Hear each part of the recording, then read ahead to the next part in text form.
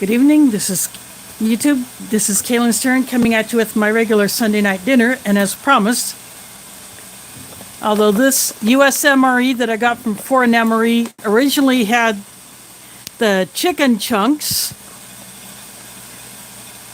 I took that main out, as you remember, probably almost a couple of months ago by now. I took those chicken chunks out of here because I wanted to put them with my spinach fettuccine MRE to make that vegetarian meal a more substantial meal, and of course to up the protein. There is Booger Butt in the house. Thanks for dropping in. So I looked through my box of stuff and I found one other chicken retort that I had, and I stuck it in here. So that's why the bag has this clip on it.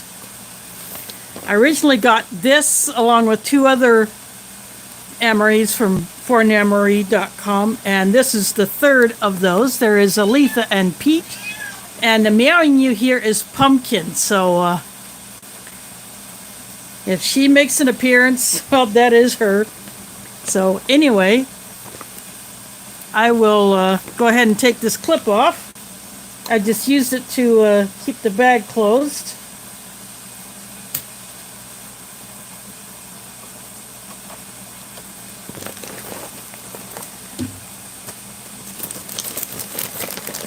And I noticed one other thing about this MRE is I was looking through it because I wanted to see how much water a drink needed, so I can get the appropriate amount of water.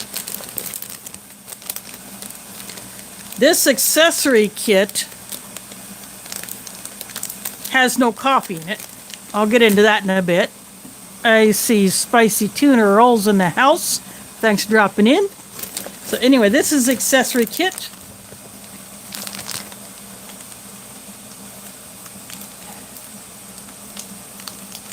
And this one was from 2018 because the first digit is an 8. But the bag itself has a 2019 date on it. There is Mike and Aletha in the house. So the next thing I pull out, this is a tall bag, but the powder only goes up to here. This is a fruit punch. This one requires 12 ounces of water. The fruit punch is one of the worst drink powders that can be in a US MRE. Here's a packet of cheese spread.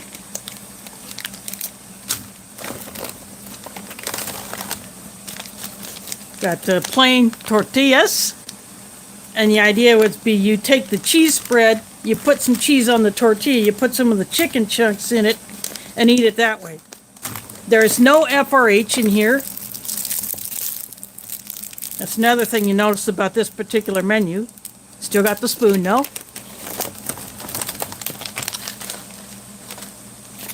Barbecue corn nuggets. And from the feel of them, they're not like corn nuts. They're the other kind that are lighter in texture. And they're more processed than the corn nuts. And because that original main does not have a whole lot of protein in it, they throw in a teriyaki beef stick. Let's see, there is this and that in the house. Thanks for dropping in. First time I've seen you here, so welcome.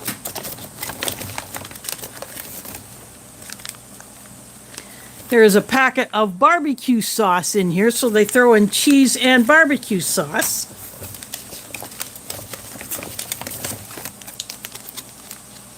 There's a chocolate First Strike bar. This is the full-size version. You'll see the half-size versions in the First Strike rations. And then here is the card that just shows the chicken chunks, the nutritional information, and the ingredients that they put in with the chicken. Of course, that's a moot point since I've already eaten that one. And then this is a slightly shorter retort. So I had this This feels like it's a chicken breast, but it's in barbecue sauce.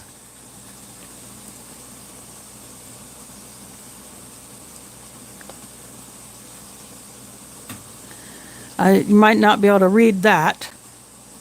Kind of hard with the reflection.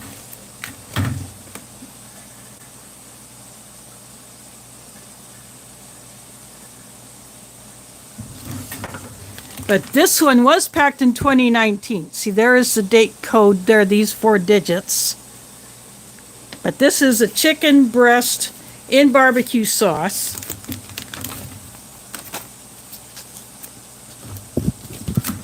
And then because this thing didn't have, well, I'll open up the accessory kit. So you get 2 cold drinks in this particular MRE. So this is a raspberry. This is one of those artificially sweetened drink powders.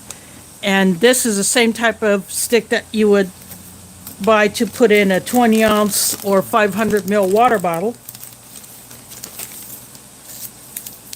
Get a packet of salt. Get a wet wipe. The rear roll. And gum. That's it for the accessory pack. So because there's no hot drink, I wanted to pull out the Stash Wild Raspberry Hibiscus Tea that I got from Mike some time back. So I've been holding on to this tea. So that's going to go into my foreign MRE mug. So this ration, you don't even get matches.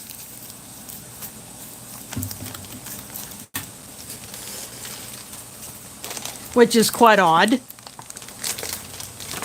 I don't know if it was an oversight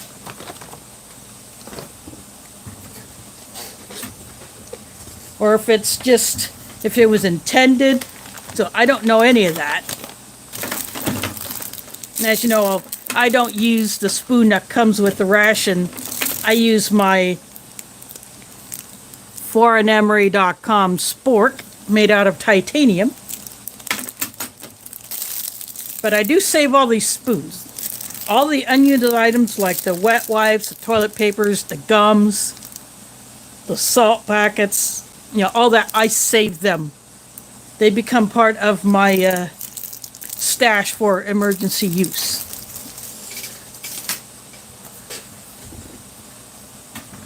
So just like the beverage bags, see, this one did not even come with a beverage bag. They expect you to mix this in the pouch, but this is not in one of those shaker pouches. There is Rachel, Sunshine Side of Life. Thanks for dropping in. So what I have here, I got a glass, and I got my drinking jar.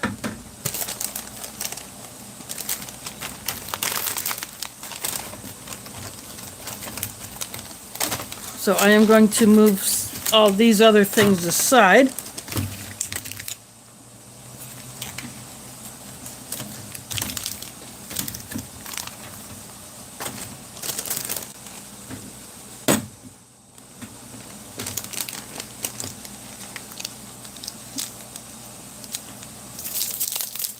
And speaking of foreign MRE, look who dropped that super chat. That's much appreciated.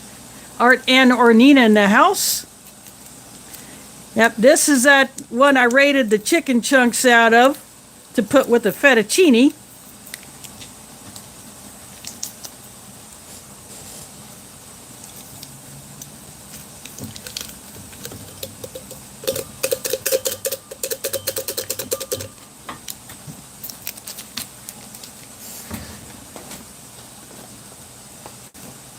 So this is the raspberry. It definitely smells like artificial raspberry, but you can see the color of that powder. And the fruit punch.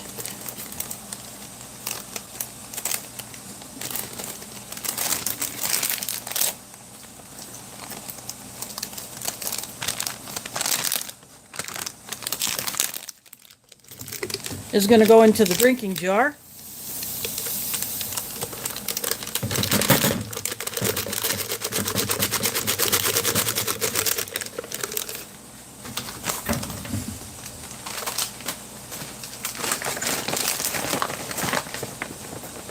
I'm using the ration bag as a trash bag, which is what I normally do.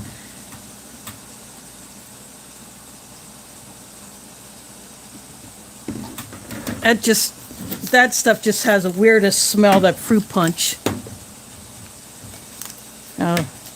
When I drink hot tea, I like it sweetened.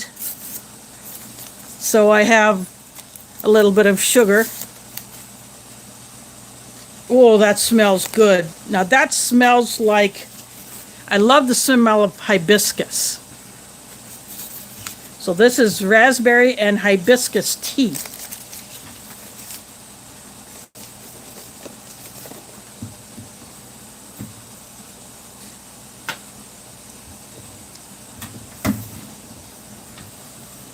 So what I'm going to do, I am going to take the tortillas into the kitchen along with the cheese spread.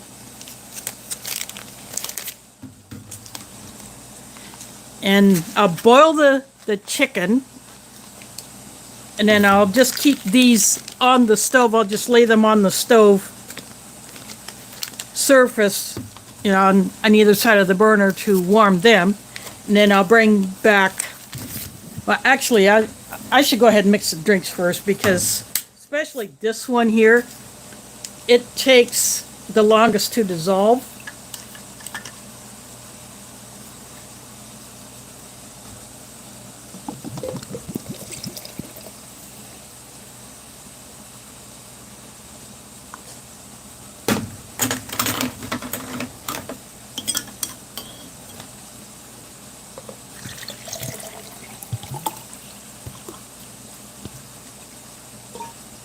Now this would normally call for a full 20 ounces of water, but I just didn't feel like doing the big Minotaur mug.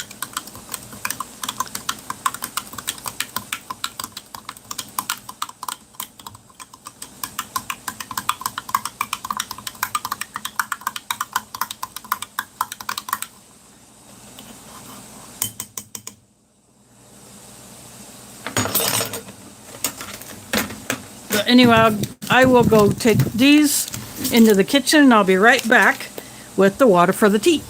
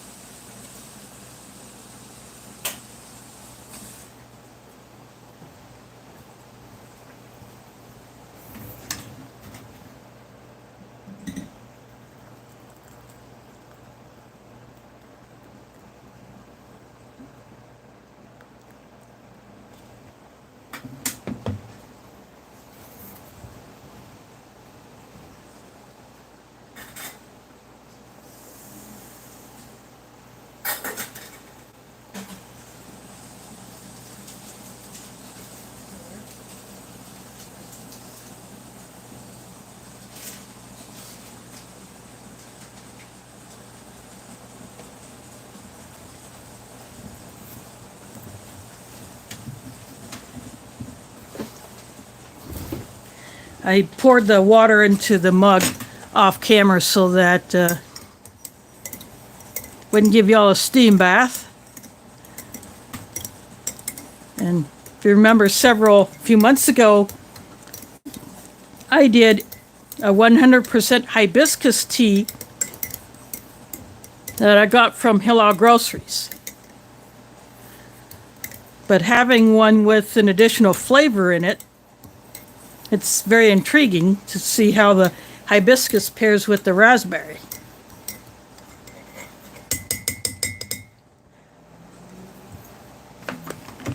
So I will put that there. And I will give this raspberry drink a stir.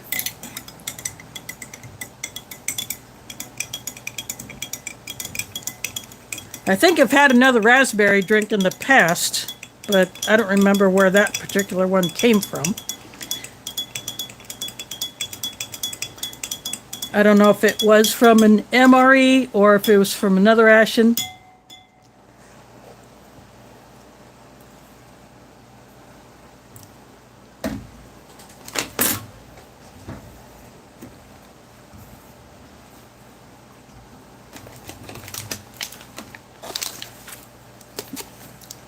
Because that chicken breast is small, it will not take as much time to warm up. So I will go ahead and open everything else.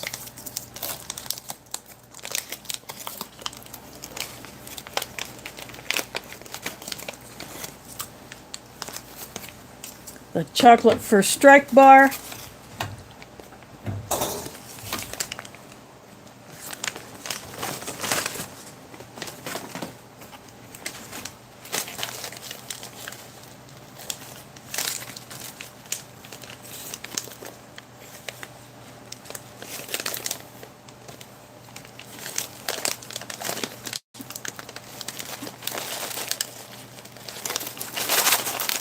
Barbecue corn nuggets.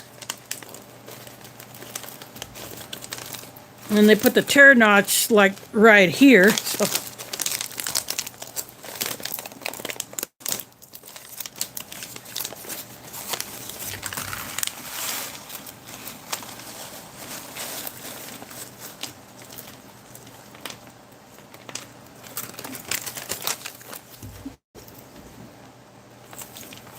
oxygen absorber. That will go bye-bye.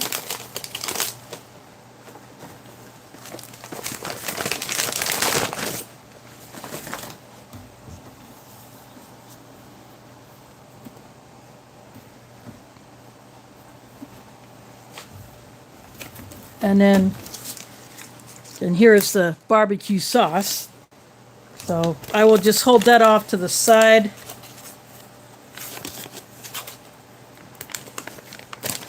I'm up the teriyaki beef stick, which is in another wrapper.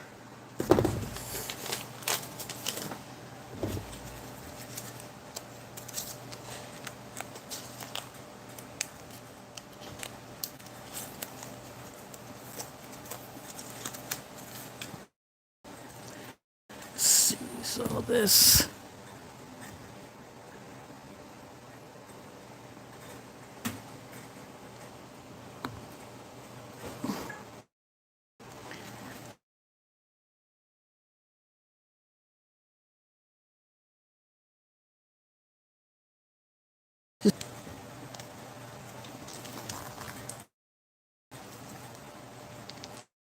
Put the teriyaki beef stick right here.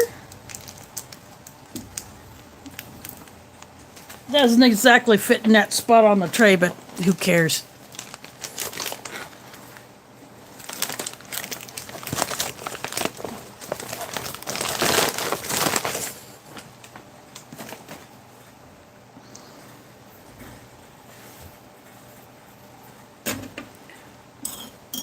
I'm going to give the fruit punch another stir because it needs it. All this stuff is settling on the bottom, and you're a little bit crooked. There we go. I just have that right here.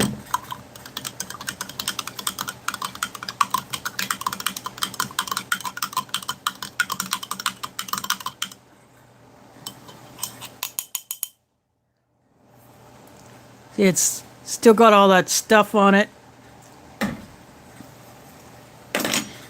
But the main should be done. Actually, before I do that, I'm going to go ahead and take the tea bag out of here.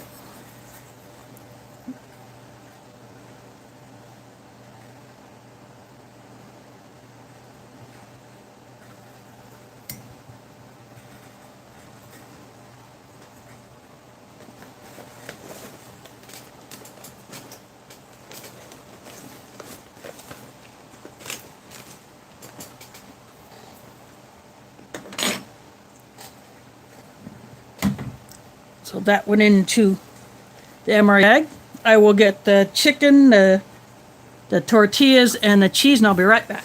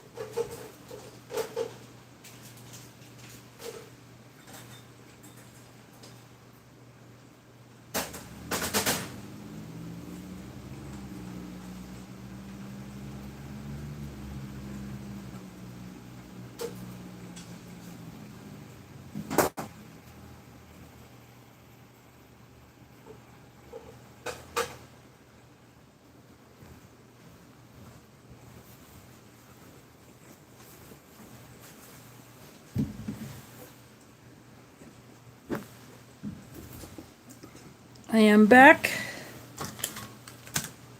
Just moving the tray so I can put this thing down. So I got a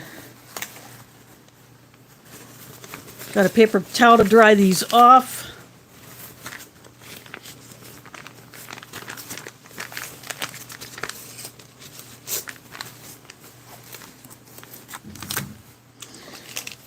Good.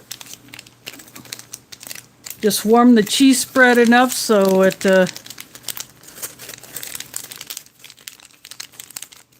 won't all come out kind of weird. I'll put the cheese spread on the right. Get that out of the way.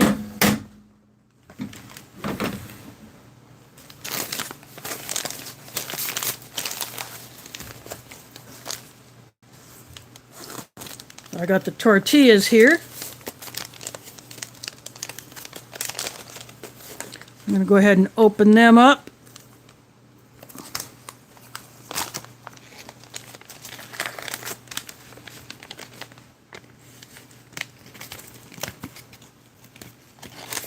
Leave the oxygen absorber in there.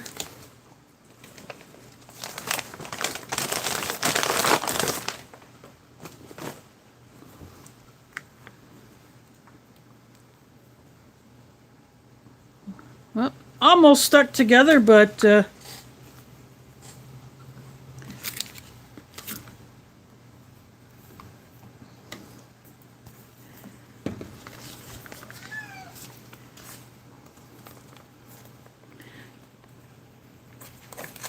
going to go ahead and open. See how this come out. Oh, it came out in a couple pieces.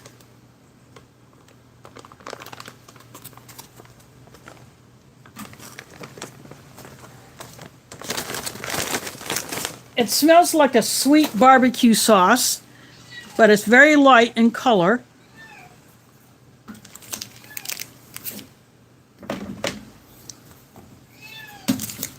I'll put the cheese there. So, see, the chicken is coming apart. So it is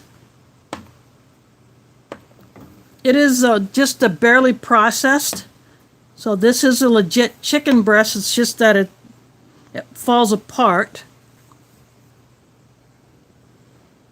Which means I can just do this with it. I can shred it a little bit, expose more of the meat fibers to the sauce.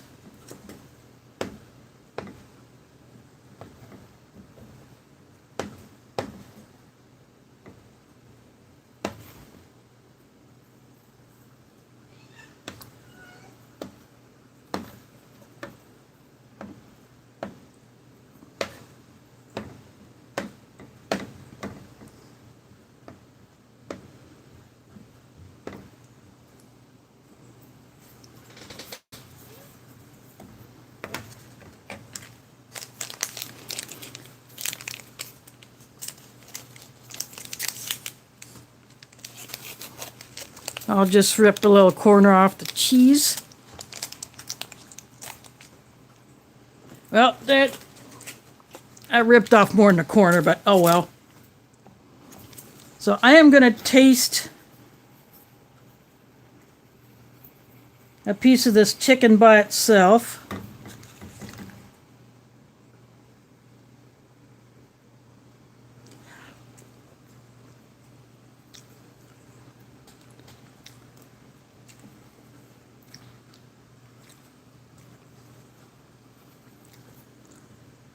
The sauce is a bit of a sweet, but it's got a little tang to it, so it's not overly sweet.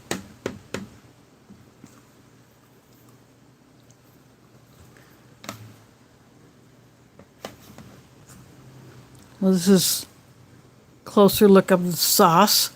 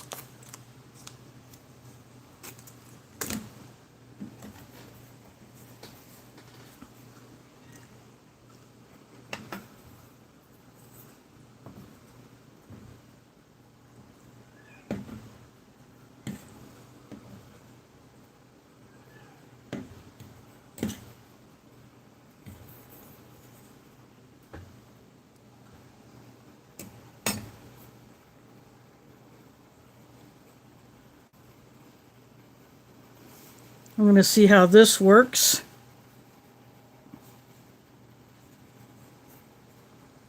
Kind of like an open burrito, so to speak. Oh, there is DeCarlos Perry in the house. Actually, before I take a bite, I'm just going to scroll back here, see if I missed anyone. It looks like I'm all caught up on people who are in here.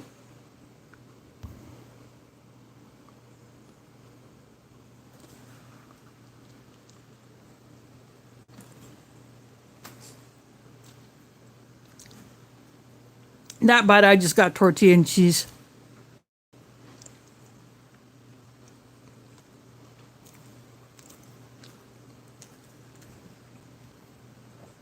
The saltiness of the cheese just overwhelms the barbecue sauce. It's on the chicken, but I got a big bite of the cheese.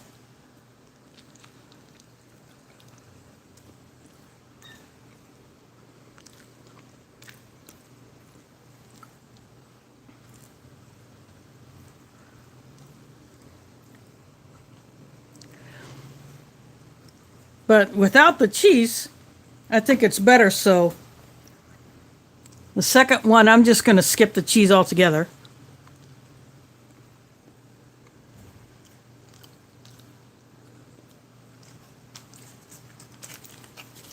This other barbecue sauce, because this chicken has it already on it, I'm not even going to use this, so now I'm going to hold on to this one.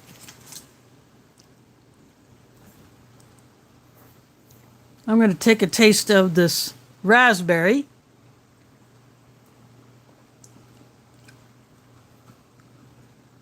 Now this, with just this amount of water in it, it tastes right to me. If I would have done the full 20 ounces, it would have tasted a bit weak.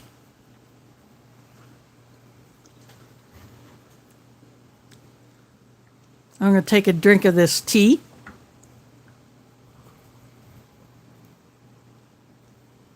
Ooh, I like that. The combination of the raspberry and the hibiscus, that works.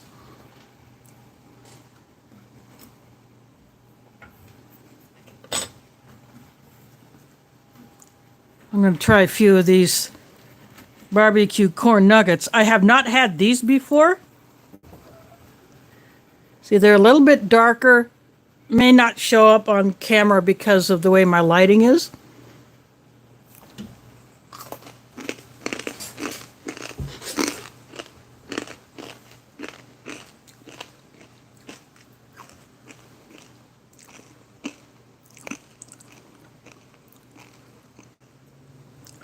Now, those are actually not bad. They actually have a little bit more of a flavor to them than... Actually, I think these are corn nuts. I was wrong. These are actual corn nuts. I think you can see the... I might not be able to see the little dimple. So this is the whole kernel corn.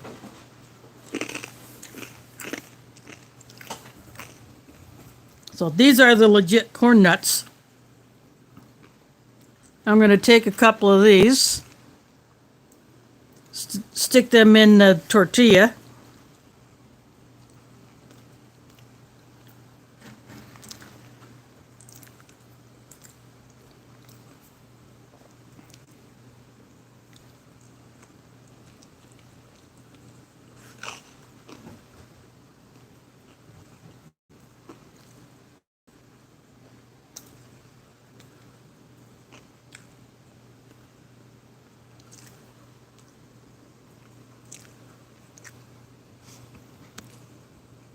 There is James Ortiz in the house. Thanks for dropping in.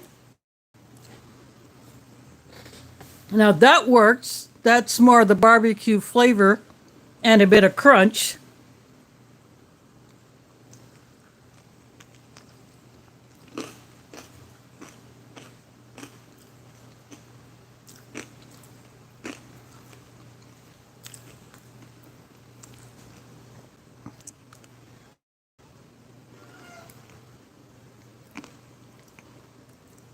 I'm just going to go ahead and polish this one off.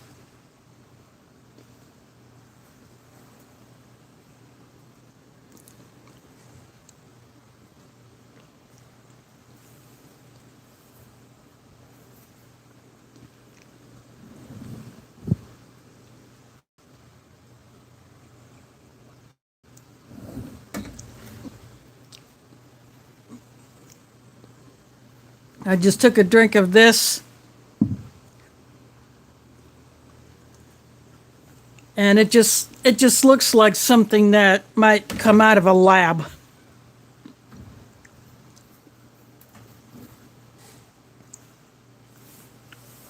It doesn't even taste as good as Hawaiian Punch.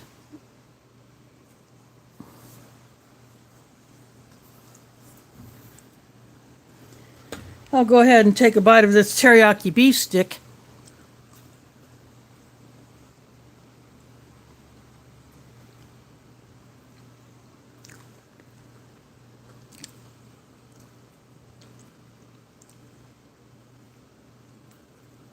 This kind is very soft, so it's easy to chew. You know, these are heavily processed. I do get a little hint of the teriyaki, but not a whole lot. But it's still not bad. I mean, it's a good snack for on the go.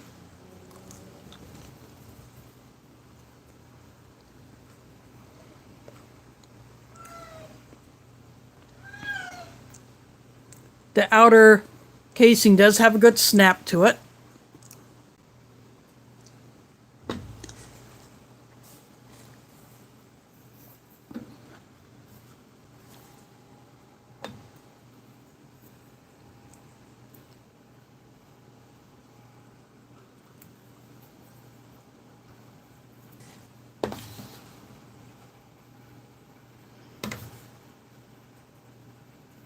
I mean, this chicken still is a bit on the dry side, even with the sauce, but the sauce does help.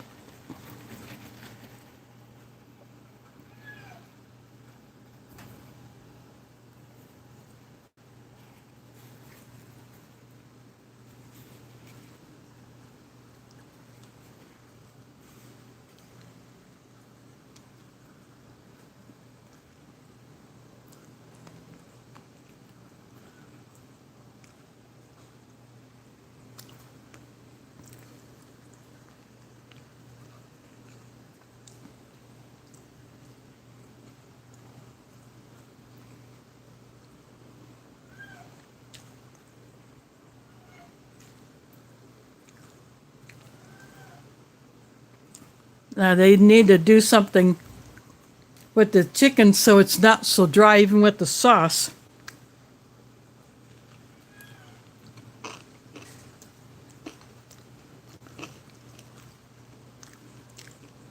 But it's still perfectly fine.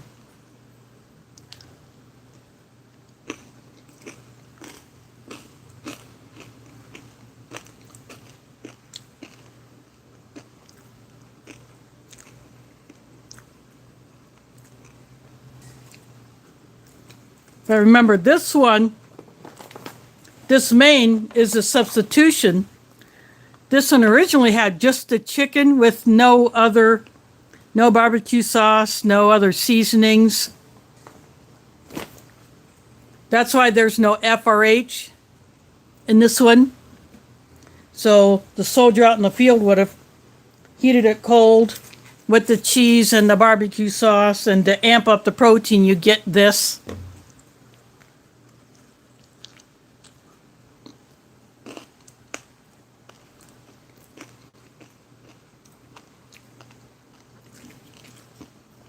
You get a little protein from the cheese too.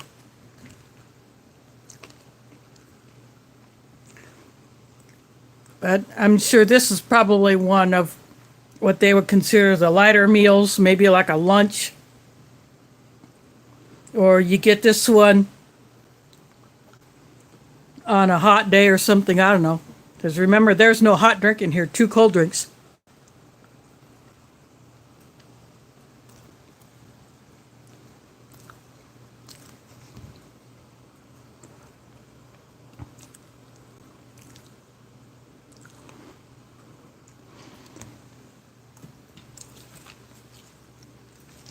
Yeah, this barbecue sauce is, yeah, it's just there.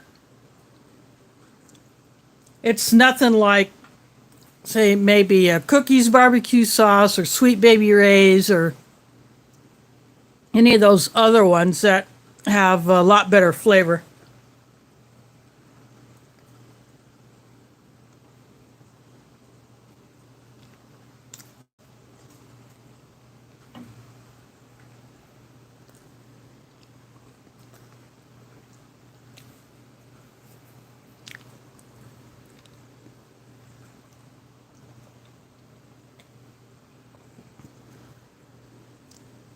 Yeah, this stuff, I'll drink it. I won't let it go to waste, but that fruit punch, I think it's getting worse.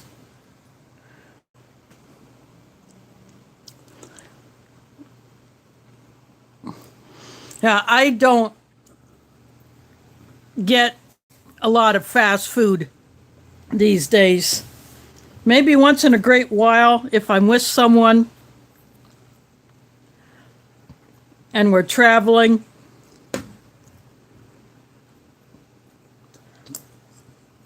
Then I might get it. But just to go out on my own, if I want fast food, I'll cross the park and then I'll cross the street and I'll get tasty tacos.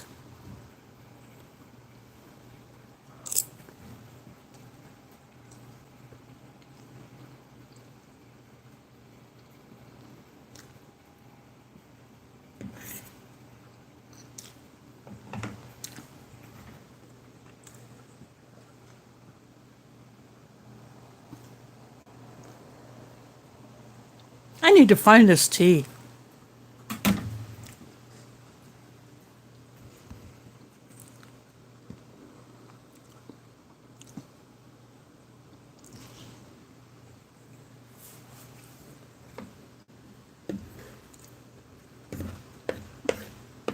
Yeah, the last time I had Mexican style food with my family was for my mom's birthday last month. I was with one of my sisters and we stopped at a place where she had put in an order and ahead of time, and it was more of a casual style instead of the fast food style, and it's a bit more authentic.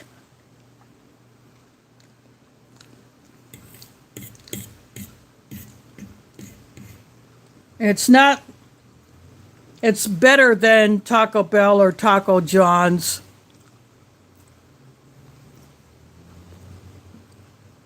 That one's, it's even better than Tasty Tacos, but, Tasty Tacos is, I don't go there very often because obviously I don't want to burn my money on fast food, but every once in a while I'll go over there.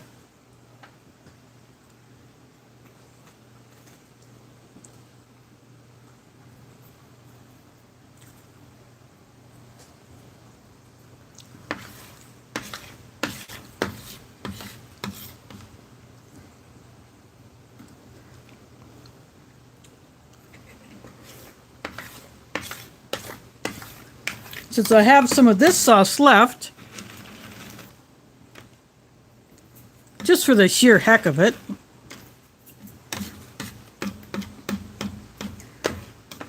I'm going to put these corn nuts in it.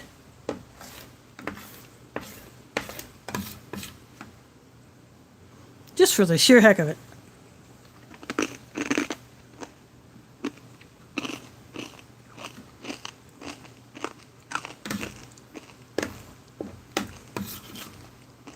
That actually works pretty good.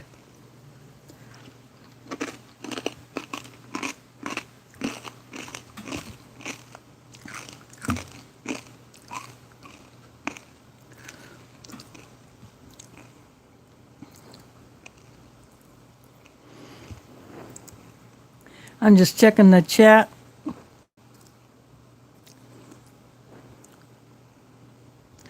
Yep, you're better off spending your money on some real food.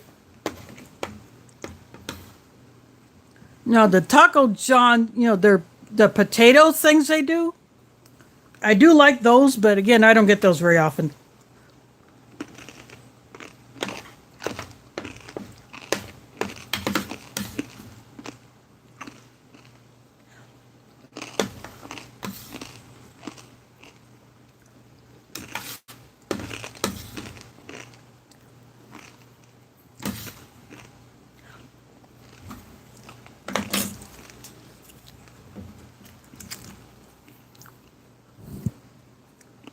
the raspberry drink.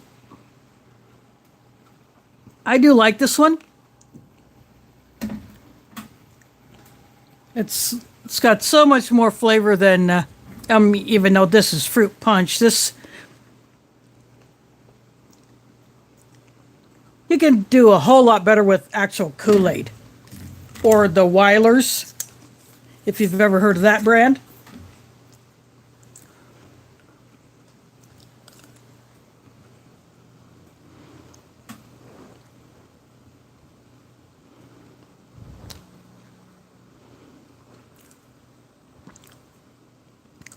Oh, wow, Rachel. That should be interesting to open up.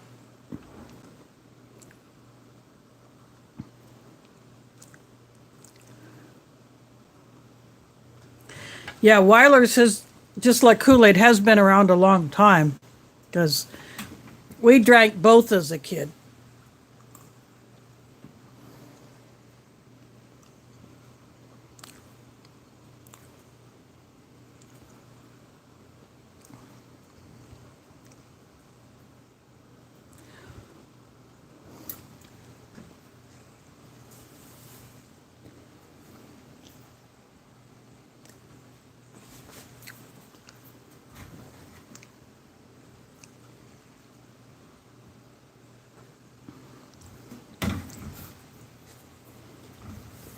I'm going to go ahead and take a bite of this. This is the chocolate First Strike bar. If you get the mocha one, it looks very much like this. It just has the coffee flavor added.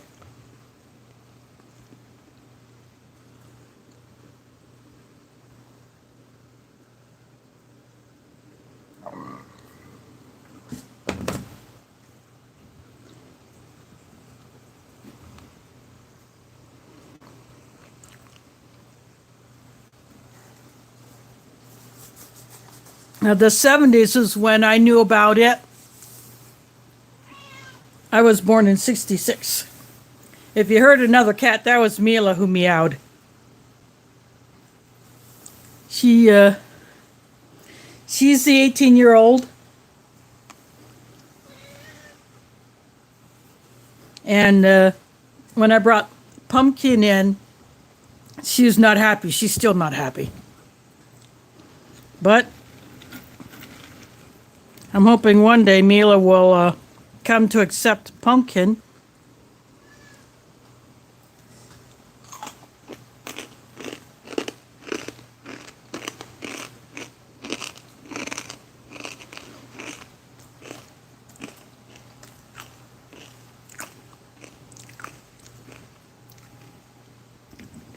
Yeah, the 18 is pretty good for a cat.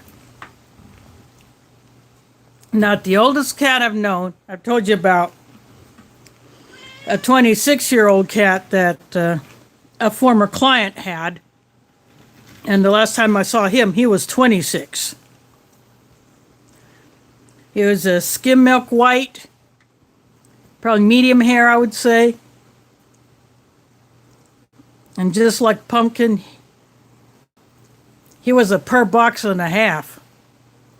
He was a lover. He loved his ears scratched. And he would just purr constantly.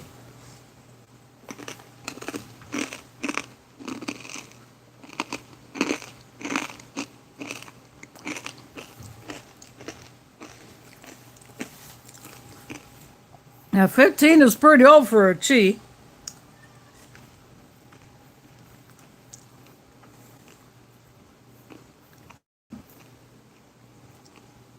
Oh, I've had the actual barbecue corn nuts in the past. It's just been a while since I've had them.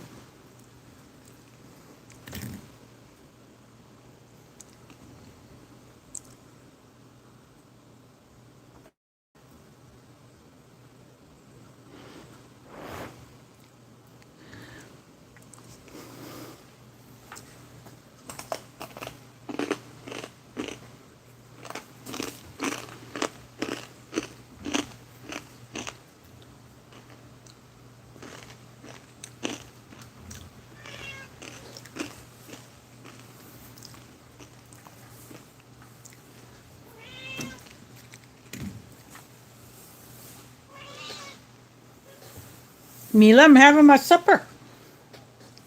I'll take you down and you can see Mila. Mila. Look up, kitty. Mila. I think she's trying to rub on the chair leg. Oh, there goes Mila. Mila, come here, kitty.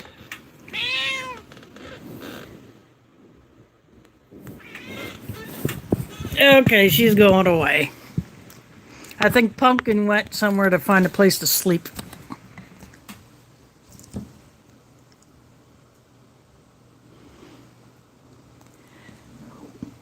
Now I have read on some, I think it's been a while since I last saw one like this, but I read somewhere that online that there was a cat that was over 30 years old by the time it died.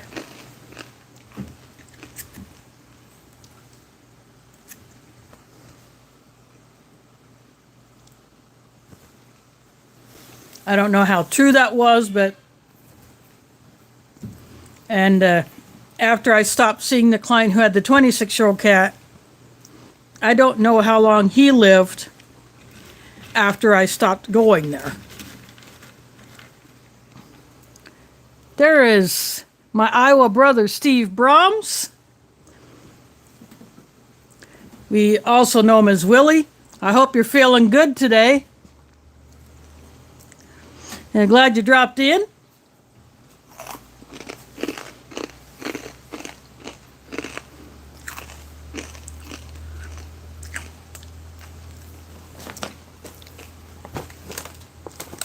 So this 2019 Menu 5, this originally had the chicken chunks, just the plain chicken chunks. I took that out for another stream, and I substituted a chicken breast and barbecue sauce. And this one didn't have a hot drink, so I added the raspberry hibiscus tea that I got from Mike. Oh, that's good. I'm glad you're feeling better. Because it was a bummer you couldn't share the turkey with us last Saturday night. But your brother did a great job smoking it. It was awesome. And the pork and beef bacon wrapped jalapenos, those are really good too. Yeah, I wrapped some of my beef bacon around some of those. Well, actually, Redbird 491, Robin, she did that.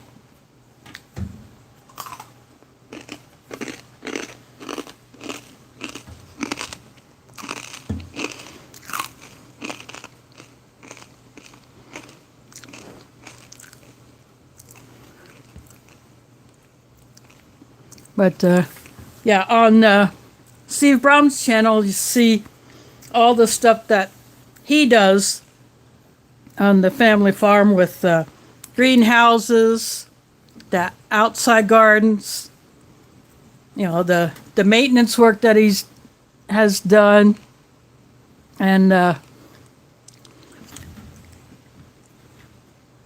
you know, he showed a video of another area of land that he would like to build a permanent bushcraft camp on. Because the area where we camp has a pond. I have not fished that pond, but maybe next time I go down there I will. Oops, dropped my cheese into this.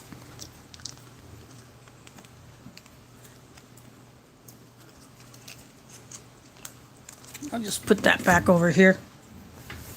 But, yeah, I do want to fish that pond.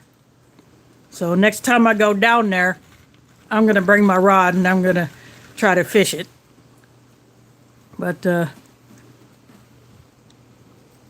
I was hoping to test out a tent that one of my sisters gave me, but, Tech had her belt tent, so I slept in there. And my big air mattress that I took failed, so good thing I have my climate sleeping pad, so I had at least some comfort.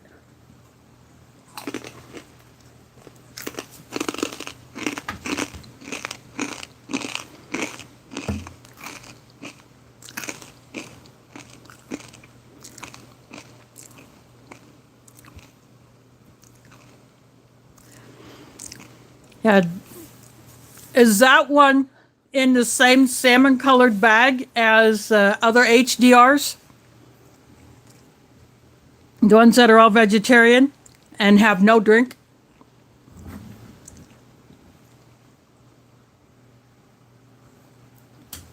I think I'm going to give this thing another stir.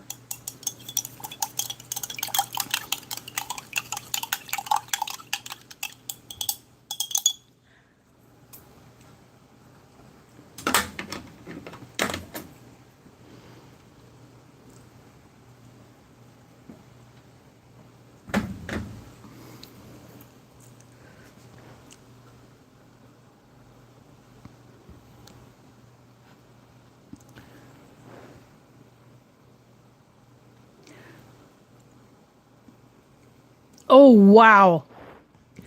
Rachel, that will be so awesome to see. Having worked in the medical field myself, I'm interested in all that stuff. And the medical stuff that Sean had during the Ration Museum stream, that was awesome to see.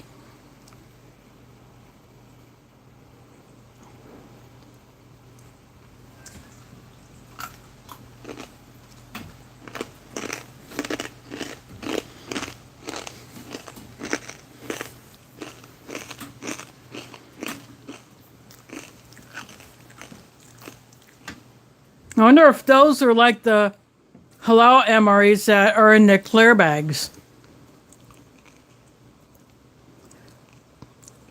And thanks for dropping in this and that. Hope to see you next time. And I will be doing a stream next Sunday. I will be getting into that Minotaur Arctic field ration. I'll be diving into that one, so I'm looking forward to chowing down on that. And then after that, I have the older tan bag MRE. That's a vegetarian one. So it'll be interesting to see how that held up.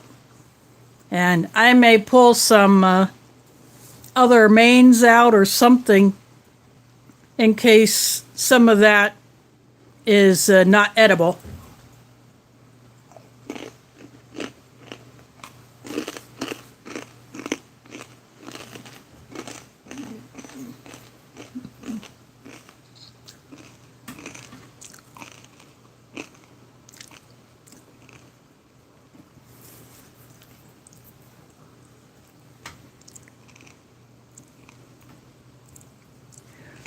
Let's see, looks like, did someone else slip in? I'm scrolling back through the chat. If I don't, doesn't look like I missed anybody.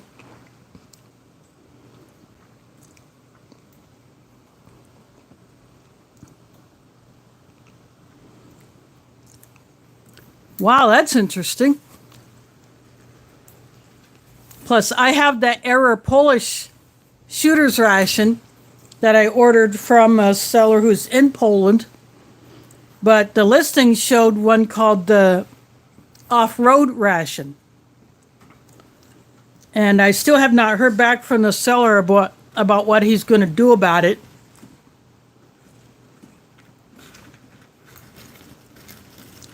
But he had sent a French entree that has pork in it, so I will be passing that on. And he sent one of those pink fruit commando bars from an RCIR. So when I open up that Polish ration, I'll have that bar along with it. But the other two bars, like the nougat bar and the chocolate bar, I've already eaten those.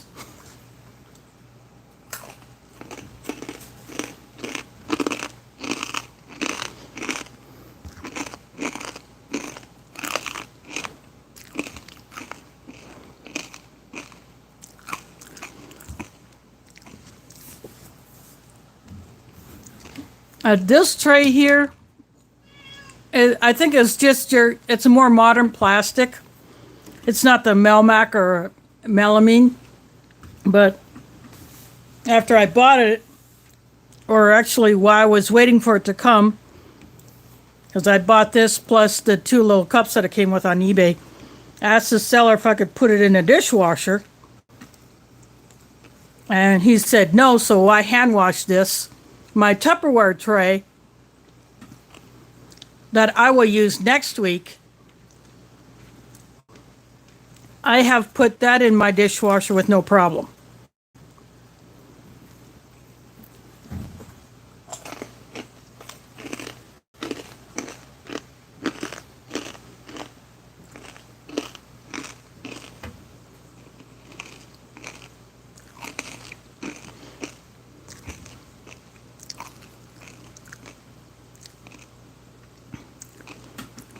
Now those Melmac trays and the cups and bowls would be pretty cool to have too. I do have one other tray, and I had seen it's the one that that Tracy Phillips uses sometimes in his reviews. It's the round one. It's a steel tray, but it's round instead of rectangular or square. I found 2 of those in a thrift store. I gave one of them to Steve Brahms. And because he had been given some MREs, so I'll give him a tray.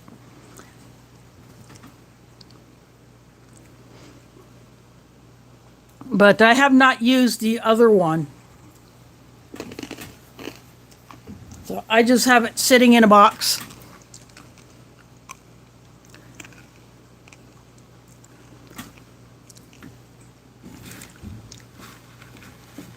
Maybe one day I'll use it.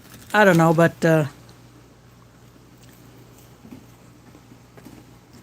I thought it'd be cool to actually give that one away at some point. So that's pretty much why I've been holding on to that one.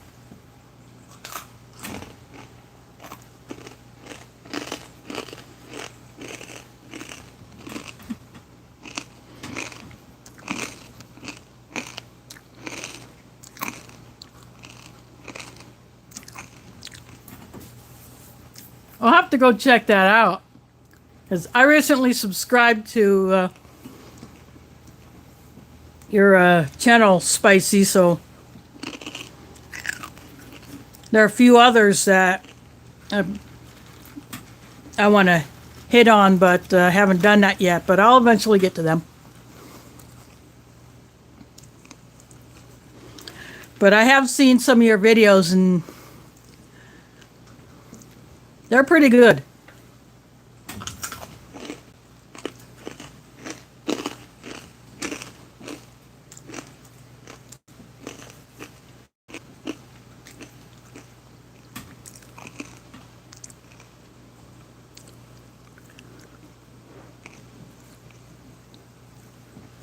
That's originally why I bought the Tupperware tray back in '83. I thought it would be good for picnics or events where food was being served but people had to bring their own tableware. So I used it maybe 3 or 4 times, but I've held on to it since. See, the reason why I got it was my high school class was selling Tupperware as a fundraiser so we could have money for our senior trip in 1984. And so I bought some items in addition to that. I bought a couple items for my mom.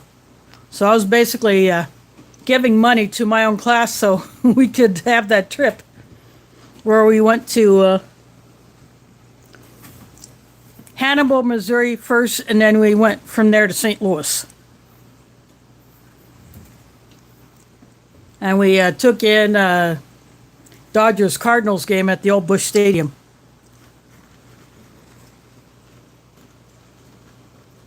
Thanks, Booger Butt and Booger Butt, for dropping in.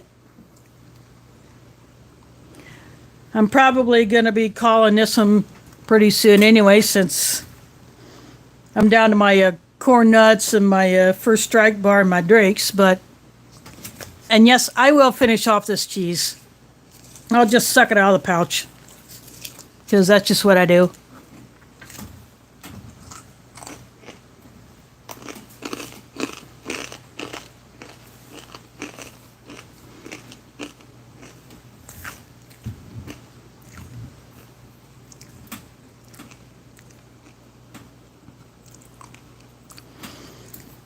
I've done that with the peanut butters and the jams. If I open it up and I don't use it, I just suck it out of the pouch.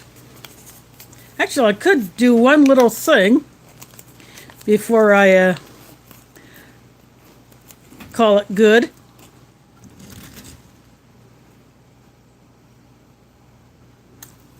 Put that corn nugget right in there.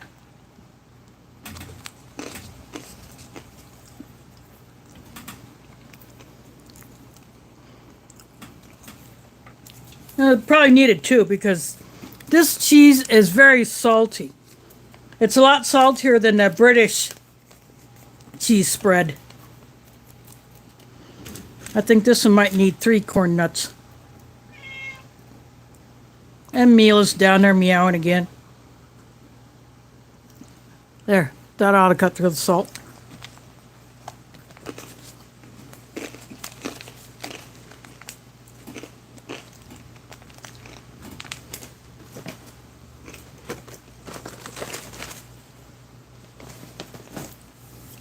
Here, that's it for the cheese spread.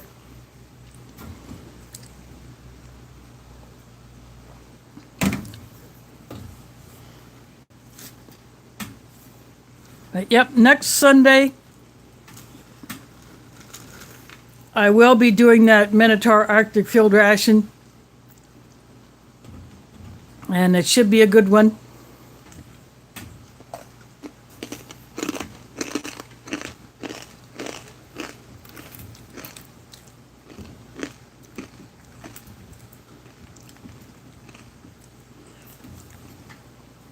But speaking of Minotaur stuff, during the camping trip, I took 2 of the single entrees that I bought in my last order from them. But I ate one of them. It was the chicken hot pot. I put a little too much water in there, but I didn't care. It was like a soup, and eating it out there, sitting by the fire, it was all good.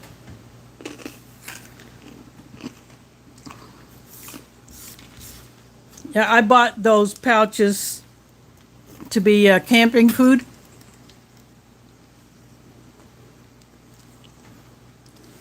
And I'll probably keep doing that. After all, being freeze-dried, they're light. They don't weigh a whole lot. And we had several jugs of water that we had stashed on the property.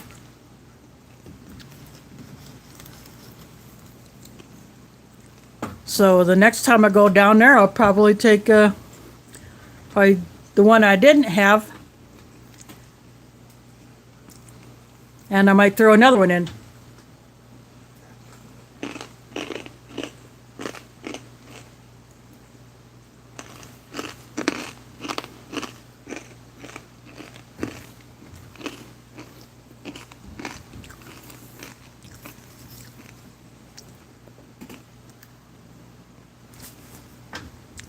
And the new pouch design is a lot easier. And what I did with it, to keep it warm as it was rehydrating, I just stuck it in my coat pocket.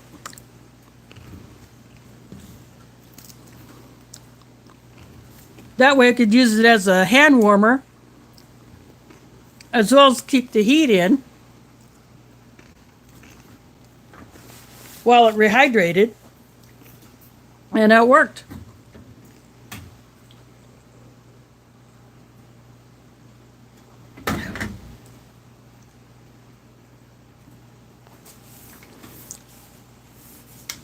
Yeah, the Justin's Chicken Hot Pot. That's what it was.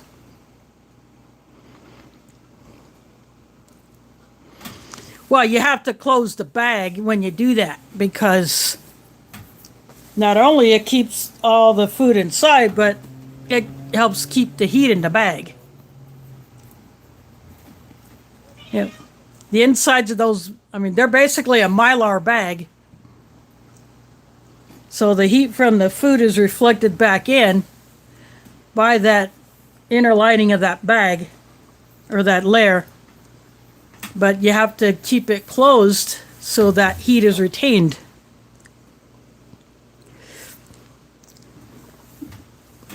But that was pretty good. I enjoyed that hot pot.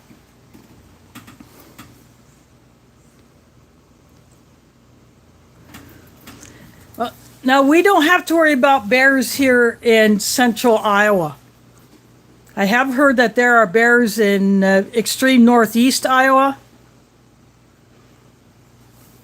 Or they might come down from Minnesota, but I don't know for sure on that. But down here, we have to worry more about coons raiding our stash than any other animal. You know, there are coyotes in the area, but they stay pretty much away from where we camp. But coons are the biggest threat to our food down here.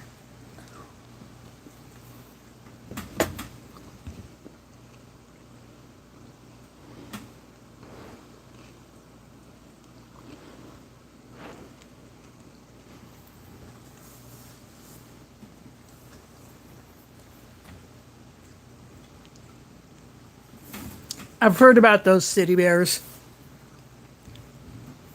We get city deer here. I have not seen any coming down my street, but in the outlying neighborhoods and into the suburbs, you'll see more of the deer than you would in the downtown area where I'm at.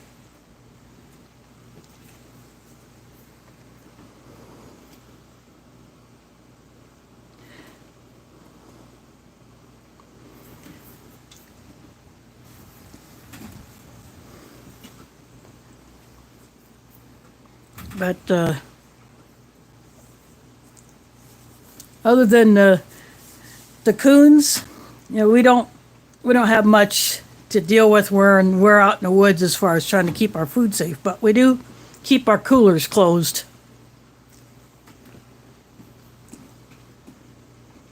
Just to make sure that no critters can get into it. Plus, you know, it was cold last weekend,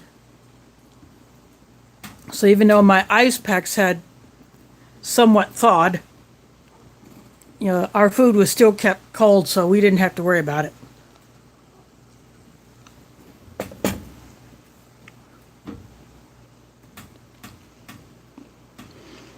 Oh, Hooga Homestead in the house.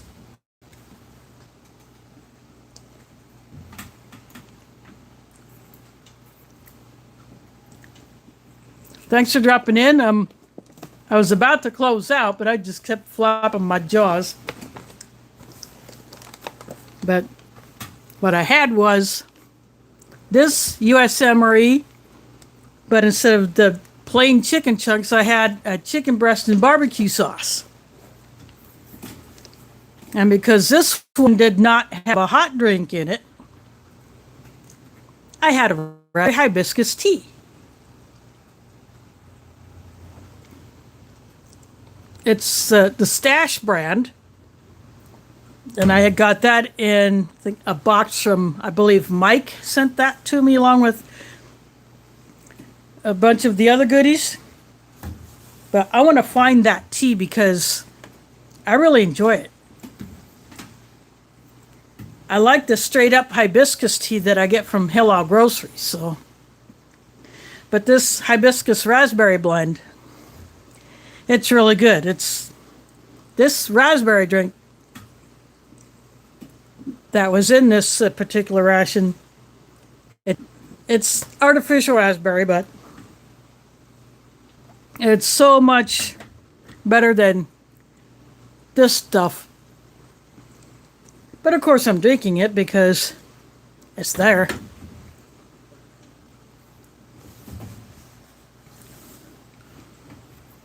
I think the quality of this particular fruit punch has gotten worse.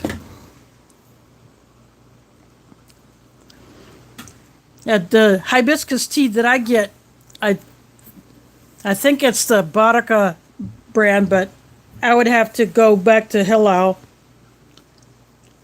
and get another box. I may do that when I do my next grocery shopping run, because I do go into Hillel to get my halal meats.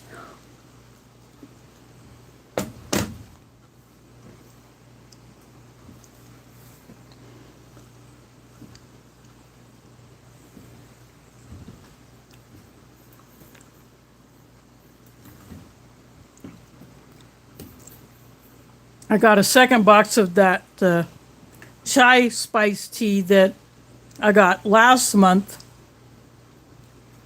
I really enjoyed that, so I had to get another box. So as soon as I finish up the box I'm currently using, I will bust into that one. And that one should last me all of December.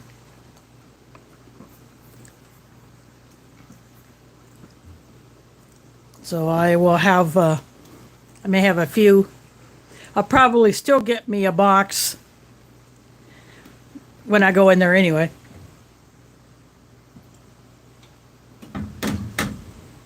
But I will get a box of the straight up hibiscus tea.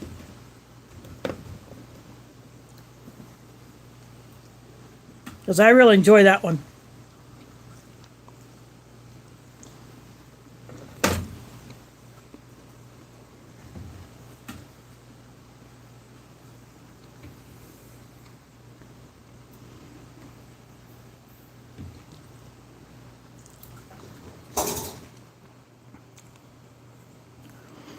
I've never had the strawberry blend, but I bet it works equally as well with the hibiscus as this raspberry does.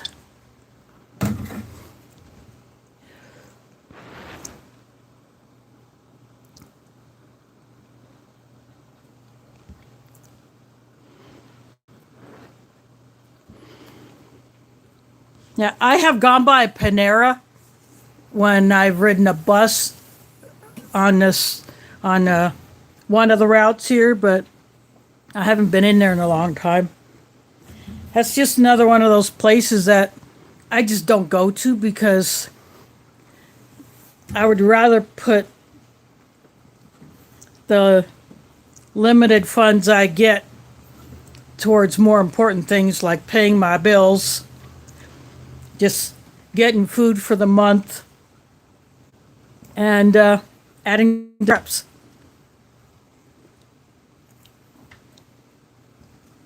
Because I want to be prepared in case things go south.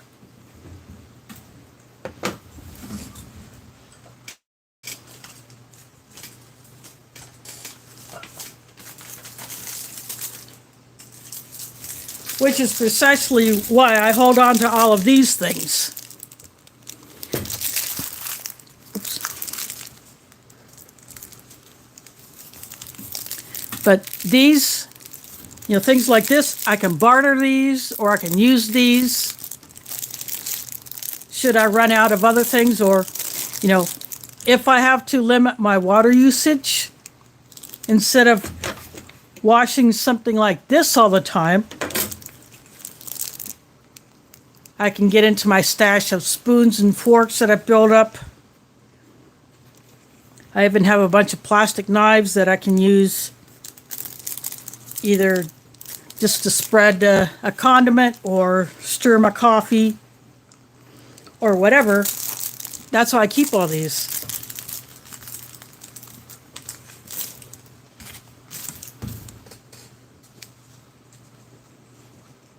And this one accidentally fell in on the tray into the sauce, but that's okay. I will still keep it because that's just how I roll.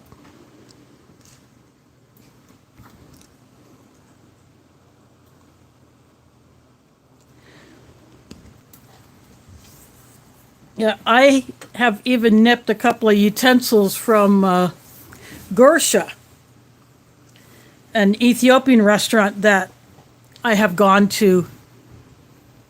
I think the last time I was there was like at the beginning of the month. I had used up the last gift card that I had because there's someone who has been giving me a bunch of these $12 value cards, and I would go in there and get a meal. And I ran out of those. And I will nip a straw from there. I will nip an extra napkin. I don't always nip extra utensils from there, but I have.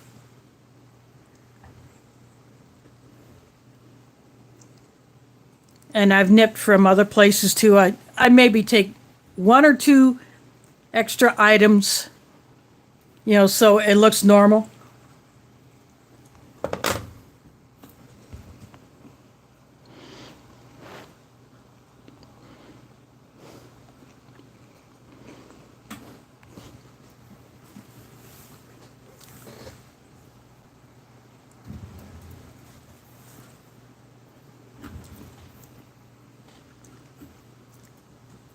Yeah, I also have bought packages of napkins, and I do that because in the same amount of space, I can store sometimes double the number of napkins as I can paper towels. But I store both.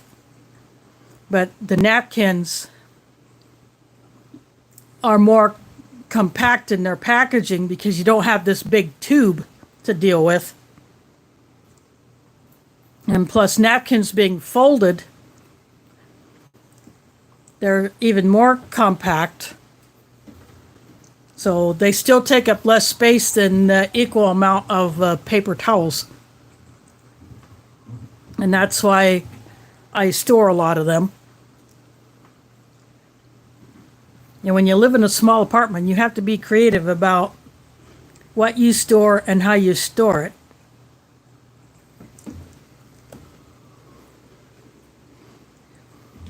But I do hope to one day get access to an off-site location where I can at least get some of my filled buckets out of here, because I am getting a little bit low on space for those. Now I would like to have some of that space back so I can keep filling more buckets, because I will be getting more buckets. I got lids that I need buckets for. And I have one bucket that I need a lid for.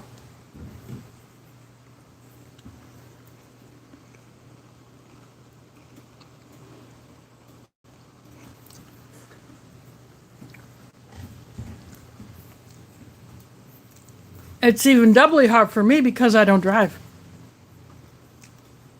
Someone either has to come take me to the location along with the stuff that I want to store there, or pick it up from me and take it to the location. So that's pretty much how it would have to be done.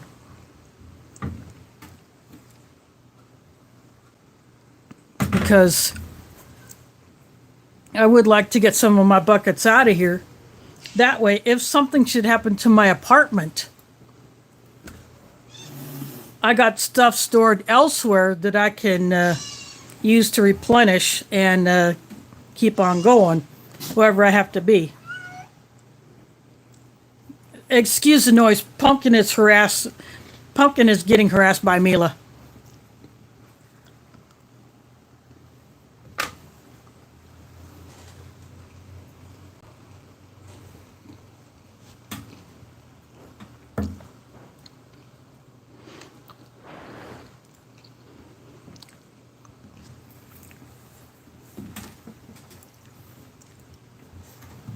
Well, if it's a person that you trust,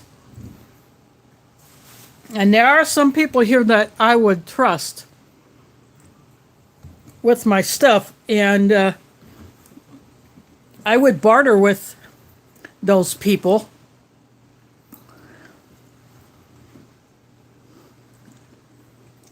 In fact, one of them, when there was a possibility, when I was given an eviction notice that was done without following the proper procedure, and it turned out not to be valid anyway because I got a lawyer to look into it. And that property manager has been replaced. But I never took this person up on that offer, but if the need arises, I would have, and I would contact that person again. Say, I need to get some of my stuff out of here. Can you store it temporarily? But, this is a person I would trust, and there are some others I would trust. I would just need their help to get it out of here and get it to that location.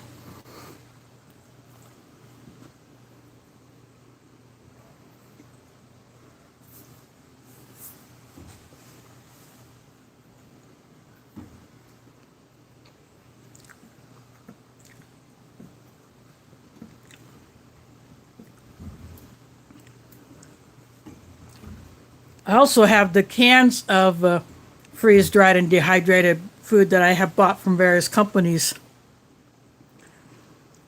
And I could get those out of here and free up the space that they're currently occupying. So I could put stuff back where I have those cans right now. Under your bed is good storage. You just have to figure out how to maximize the space in your closets. I do have a storage closet in this apartment, but because it's right on the other side of the wall that my tub and shower faucets come out of, I will not put food in there because of the humidity. So I put stuff, I put some of my paper products in there. I put some other stuff in there that is either protected from humidity or is not affected by humidity.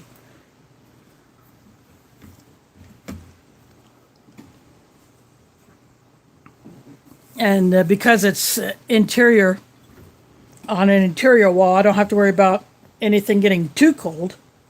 I don't even have my heater on. In fact, I still got my ceiling fan running, and I got a couple other little fans running right now, just for circulating the air.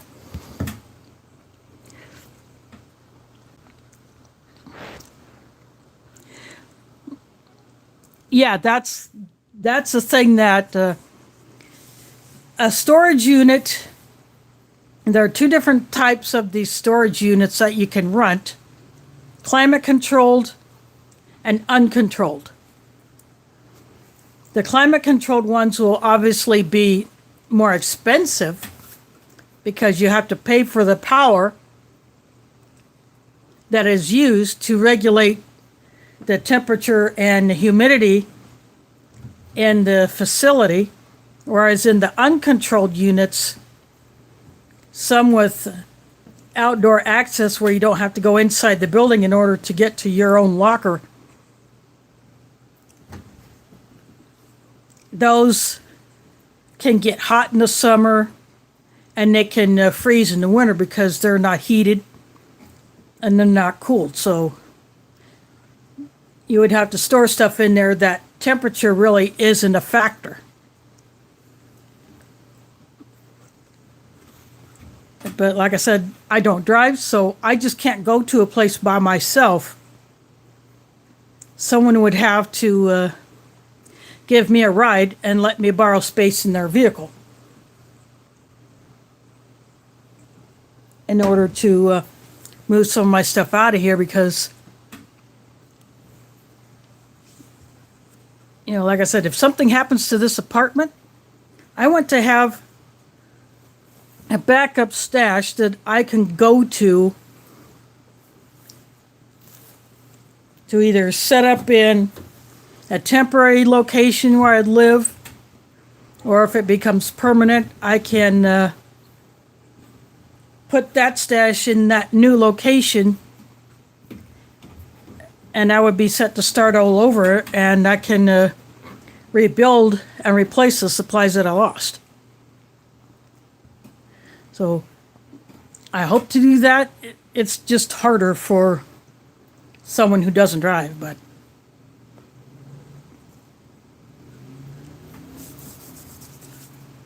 then again, I don't want to overwhelm someone's personal space with my stuff, because they got to have room for theirs.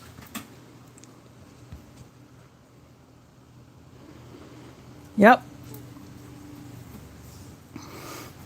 I like having a backup plan, just like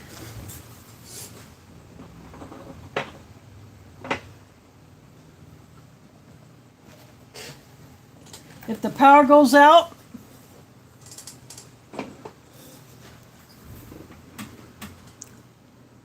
flashlights, headlamps,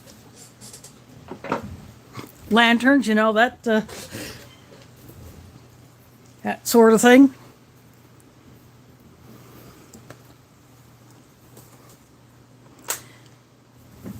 And I've been testing out a couple of the mini power stations. Last summer when the derecho hit, I did not have anything more than the pocket power banks and two small 10-watt solar panels and a 5-watter. That with my limited sunlight really didn't do a whole lot to charge my phone and my hotspot, but with these little power stations, like, I'll just raise up one.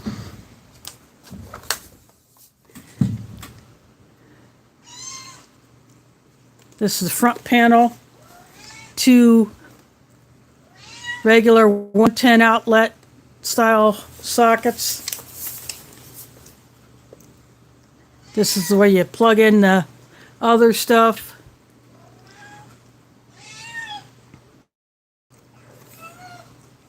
This one only does like 150 watts, but depending on what I plug to it, and if I don't use it all day and all night, it can keep a phone charge for 4 days. So if the power goes out again, I have another backup plan, and you just have to be very careful about using devices. I do need to put some fresh batteries in one of my battery radios, but I will do that soon. But anyway, yep, got to have backups. Now, those are a little bit out of my budget, but I do have a 60-watt folding solar panel that I can use to charge. But again, with my limited sunlight, because my deck faces north and it's shaded, well, less shaded now because the leaves are almost all off the trees. And the sun being more north at this time of year, I might get a little bit more, but the days being shorter, that really doesn't help much. It really doesn't gain me anything, but it does work. I did test it. It would just take several days because there's only limited light hitting that panel. But at least it works. But I can take it somewhere, put it out in the sun, and charge a lot faster. And with it being a folding panel, it's portable. And it's got a pocket where I could plug in. I could put the cord to charge that Tac Life power station, or whatever power bank I may be charging. I just keep those in that pocket along with the cable that's already in there that can be plugged into either connected to another solar panel or plugged into a larger thing like a Blue Eddy or a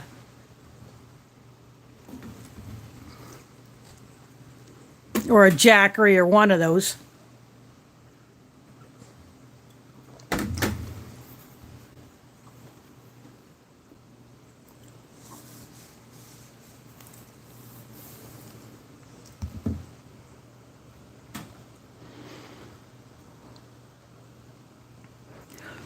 But whatever you do, it's good to have a backup plan.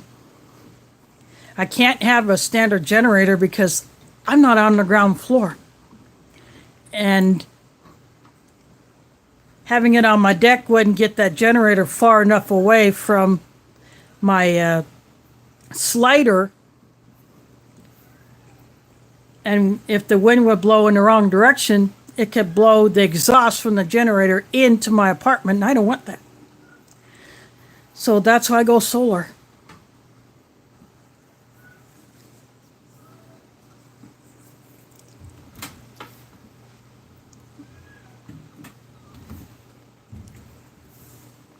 And if I could have a super mini wind turbine, yeah, I could do that too. But I think that's going to be sometime down the road if I'm even still here when I'm able to get one of those. Yeah, see, that's the advantage of the solar or a wind turbine, is you don't have the sound of a combustion motor running, and you don't have the exhaust coming out the back end, which could give away the fact that you have power and someone else does not.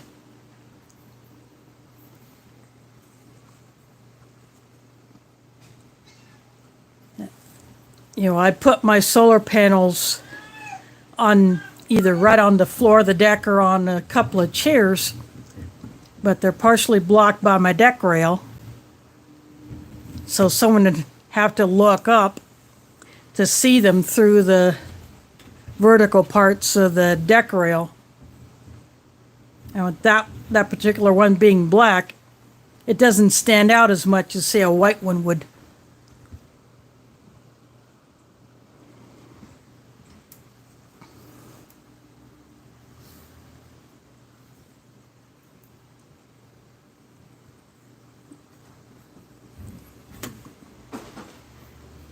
But whatever you do, have a backup plan.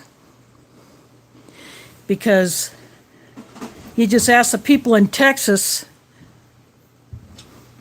what happened to them, because they're not prepared to deal with an Iowa-style winter.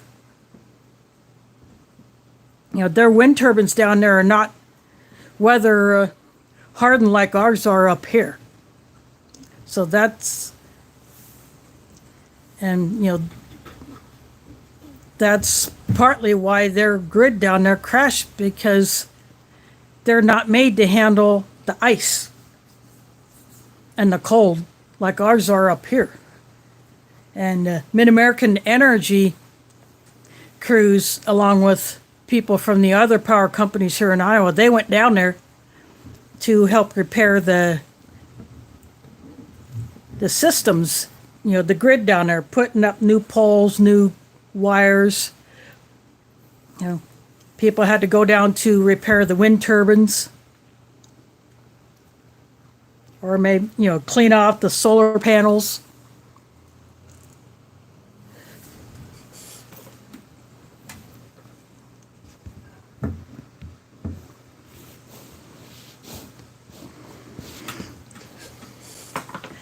Addison, oops, sorry, I didn't mean to switch that. Let me switch that back. There we go. Sorry about that. Addison, thanks for dropping in. I have no food left. I don't have my drinks, but we just been blabbing about having a backup plan and the fact that I store all of my unused ration items. So Addison, if you're in Texas, you know what I'm talking about when things literally went south down there last winter, and people were literally busting up their home furniture to burn it.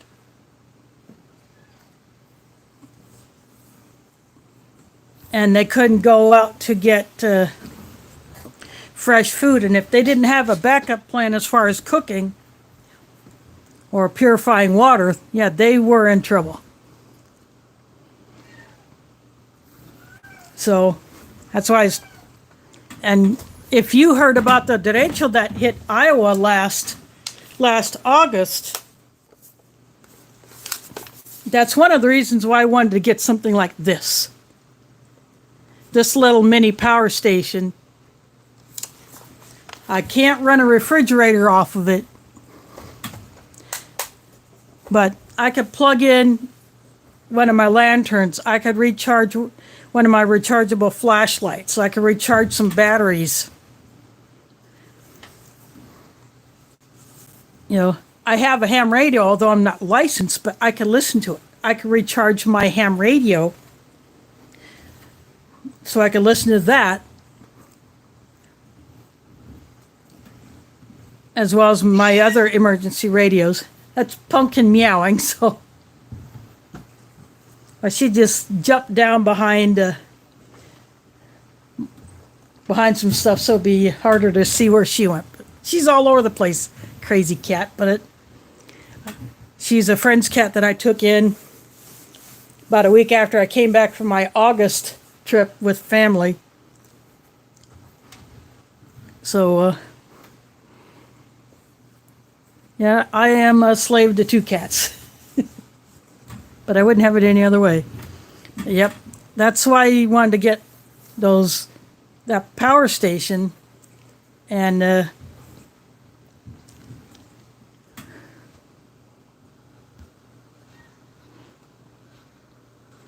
yeah, you can do that, and you can do it with Crisco. If you don't like to cook with Crisco, you can use it like you would a candle wax, beeswax, or a lard or beef fat or something like that.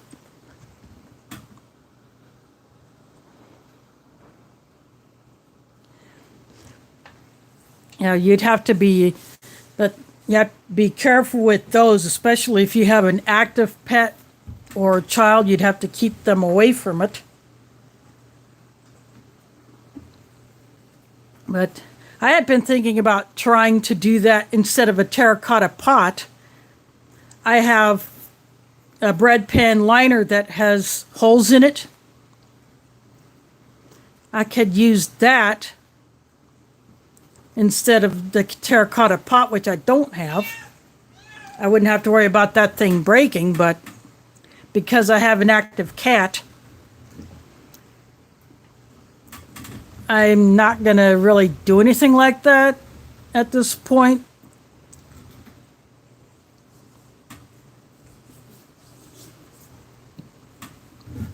But I do have, I could put some animal fat into,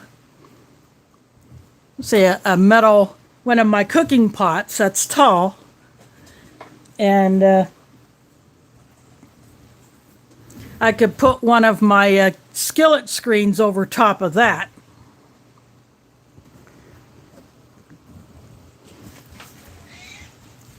But I would have to find a way to keep that thing down so that, or just keep the cat off.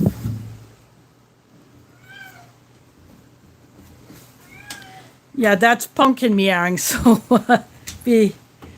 She gets a little crazy, but it is what it is.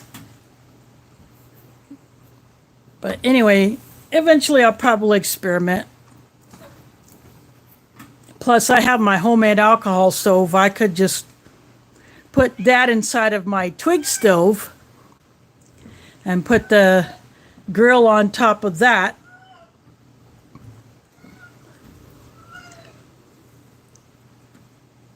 So that would contain it somewhat, but again, you got to be careful with an open flame inside of your living space.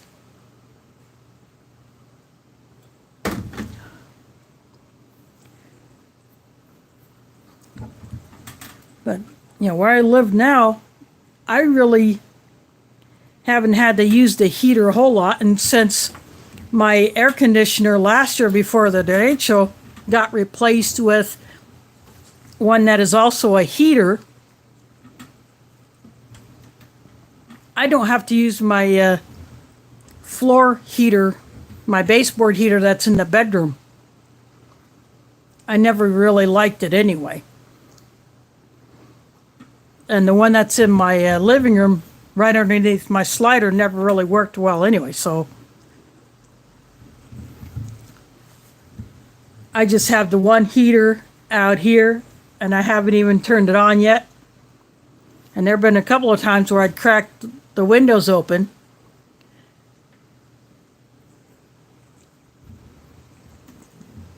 So for me, it's quite comfortable in here. I don't have to have the heat on. I can hear other heaters going when I'm outside. See, I'm going down to the mailboxes. I'm going out to walk to a bus stop. I can hear others, their heaters going. Because the renovated apartments are getting those units that are both AC and heat.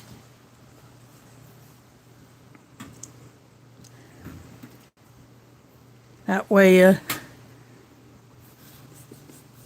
and they're still putting in the baseboard heaters, but I think, they're augmenting with those windows, but I use the window unit only. And I probably won't turn that on till maybe next month.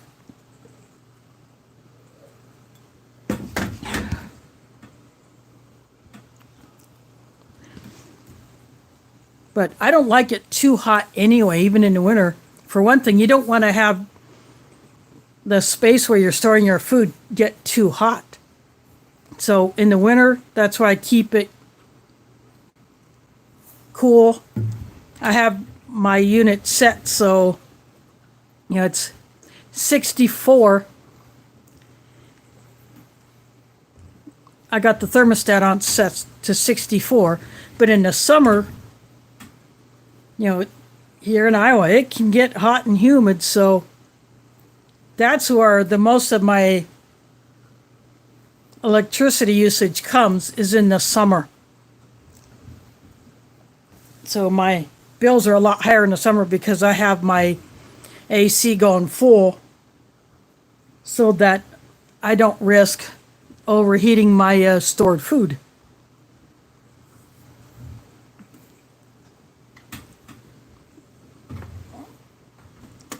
Because last year, when the derecho hit and we had no power, the humidity in here got to almost 70% on some days, and the temp inside got to almost 80.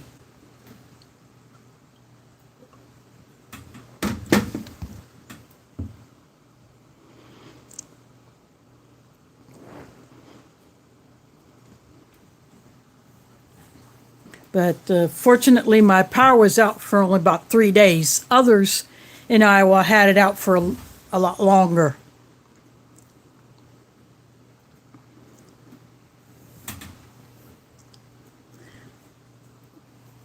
But it was after that I decided I need to up my backup power game. So I've been buying more battery-powered lanterns. I have several flashlights, my camping lights. I want to be able to recharge them. And because I have several, I don't have to use them all at once. I can use 2 or 3. And if the power is going to be out for a long time, I can use a few at a time. Then when they die, I switch to a couple more. I'll just rotate through them.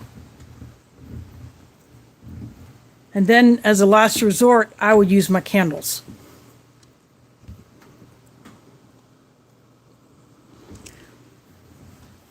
So that's what I would do. Plus I have a string of battery-powered Christmas lights that take a couple of AA's. There's 100 lights in it. If I wanted to, I could stick them up.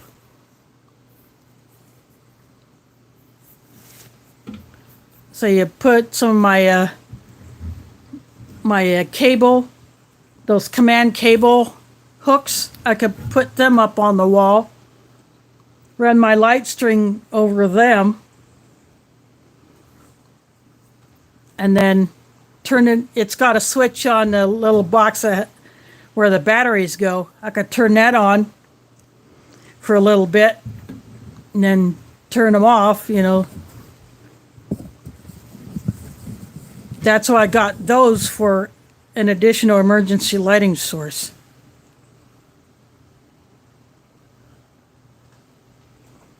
Or if I wanted to, I could put them in a stairwell and light the stairwell.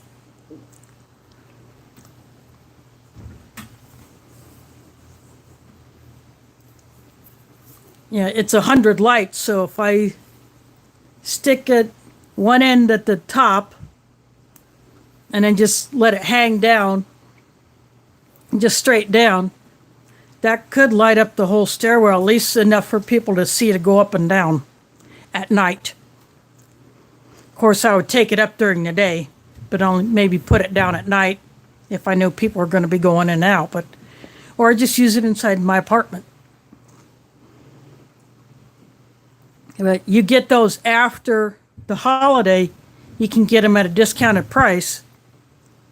But that, I don't celebrate Christmas, but those lights gave me an idea. And that's why I got them, was to use them as an emergency light.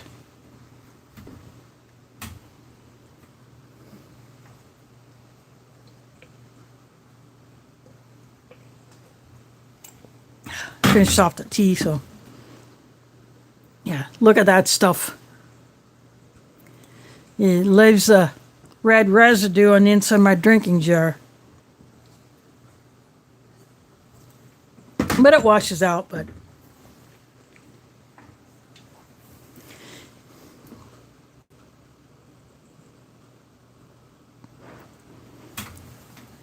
the incandescent bulbs, those are a lot harder to find, but if you do find those, and those, I don't know if those running on batteries, they would have to be plugged into, see, if I had a string of those, I could plug those into this and run it for a few minutes. But those incandescent bulbs generate a little bit of heat. The outdoor rated ones that you plug into an outside socket on the side of your house or building, or you plug into a power station like that Tac Life or Blue Eddy or whatever, those incandescent bulbs do generate a little heat.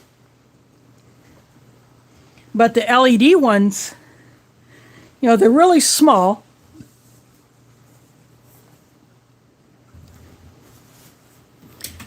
They don't generate as much heat, but they're also more efficient. They last longer. They're brighter. And I just got briefly interrupted, so I do apologize for that. But that's another way you can go. But I don't know if you can find the incandescent Christmas light strings at run on batteries. I think they would have to be plugged in to an actual outlet, but it's something to think about as far as backup lighting.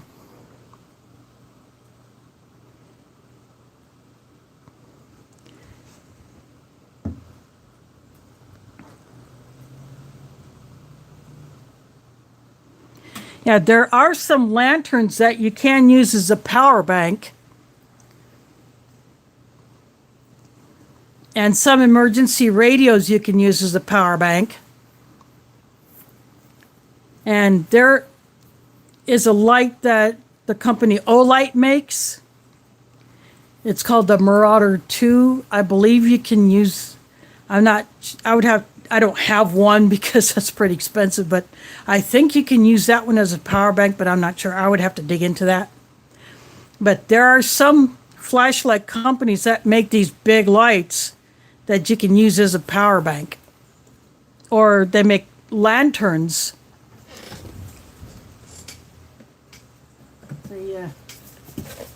For instance, maybe not this particular one, but a lantern that might be this big, if it has a USB port that is one that you can plug in the big end of a USB cord.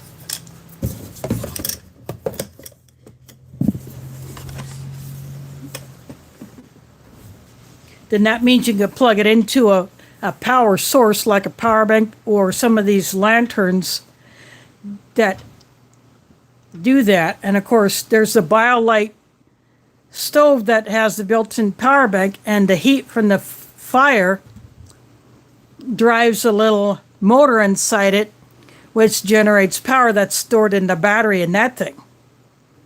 And a few years ago, I camped with someone who had one of those. So that would be a good option. Of course, you'd have to use that outside, but once inside, you could use the power that's stored in that thing to recharge a lamp or plug in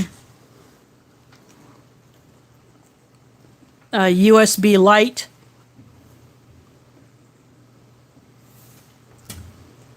And then there's always book lights. Sometimes I will use these when I'm doing my mail call videos to put a little light on items that I'm showing, but they take the button watch style batteries. But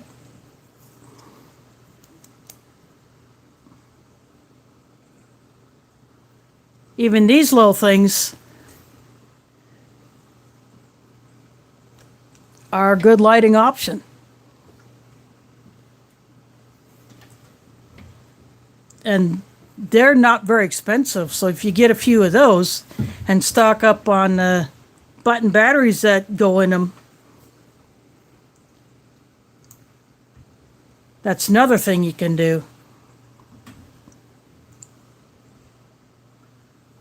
Now, again, because I live in an apartment, I can't have certain kinds of backup heat sources. Yeah, that's the O-Lantern Classic. And that one runs on regular AA batteries, but you can put rechargeable batteries in that thing. And I do have rechargeable AA batteries.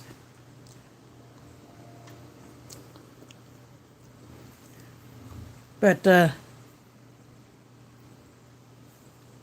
O-Lanterns you cannot use as a power bank because they don't have the right kind of USB ports to do that. But I just pulled that one up just to show the idea that some lanterns you can use as a power bank. And some flashlights that are big you can use as a power bank. It just depends on the different companies, what models they make that have that particular feature.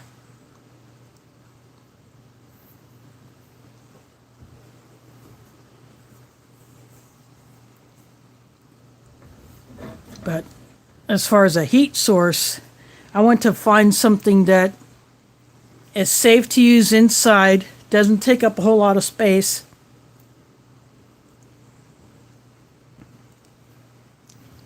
and is, discreet.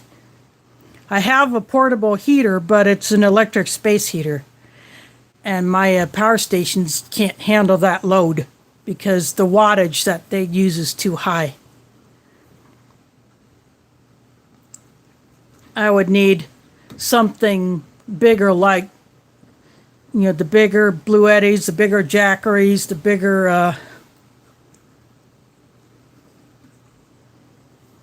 the energies, a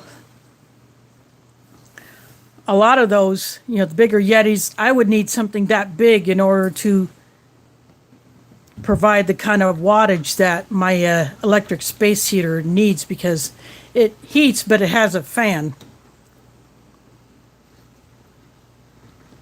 And you can run it with the fan only, and I've done that before. In the previous place where I lived, I'd use the fan only, but if you run the heat, the fan runs automatically. You can't just shut that off because the fan is needed to push the heat out.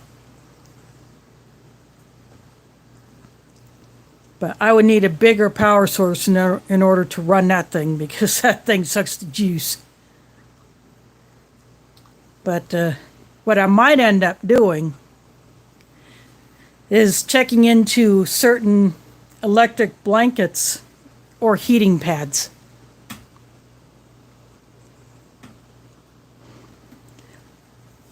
So that might be the way that I go.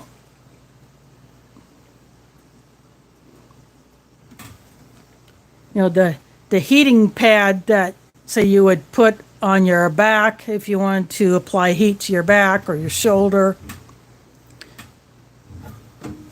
or you just wanted to sit on it, or drape it over your knee or something like that, they would not use as much energy as an electric space heater. And the electric blanket, I would have to look into the wattage of those, but that would be the route that I would go for one, just like the solar system. It's quiet. You don't hear those things running.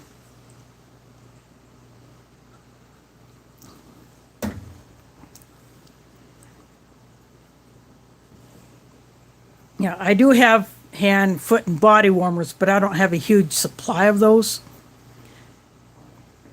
I do want to get some more, but eventually I'll do that. But I want to be very sparing with those, so. Again, you can always dress up in layers. If you layer properly, then you stay a lot warmer, but I need to upgrade my layering clothes, because what I've had so far has either not worked, or I just don't have the right items. But I'll get there. It'll just take time for me to do it.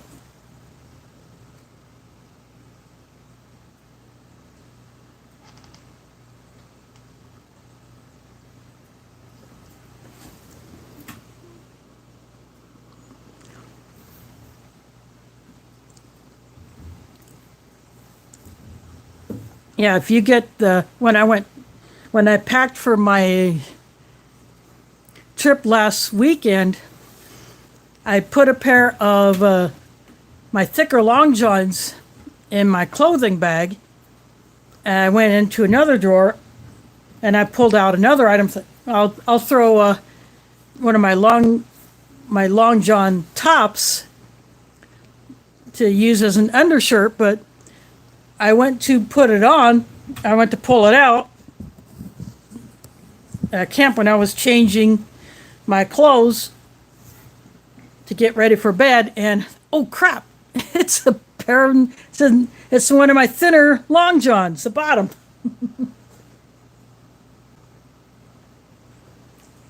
I thought, oops.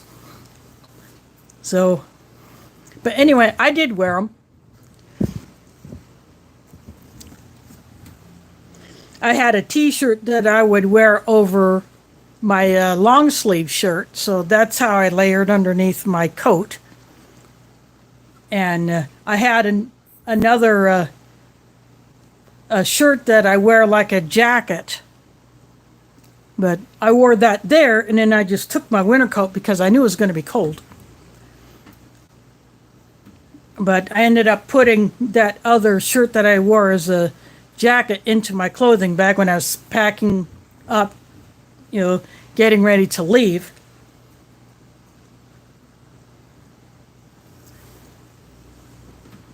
But of course, I always take my wool blend socks on these trips. And then I have a few pairs set aside that I save for, just in case I need to replace a pair that wears out. They're my super heavy wool socks that my feet would get extremely hot in if I wear them indoors. So I save those for if I have to be outside for a very long period of time.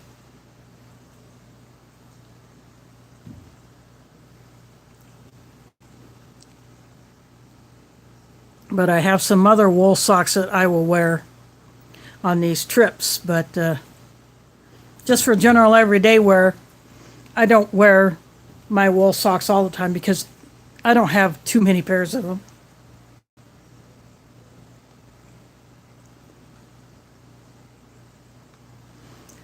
But eventually I will rectify that. It'll just have to happen when I can spare a little extra coin to do it.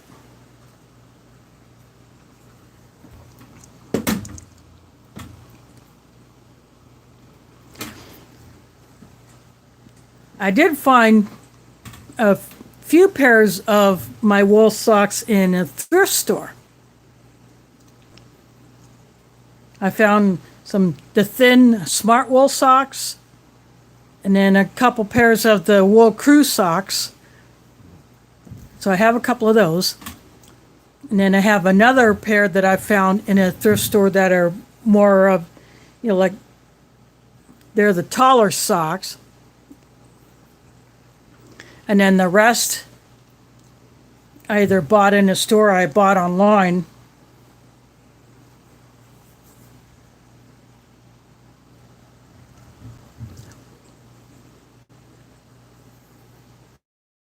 But I want to get a few more pairs of the wool socks. I want to get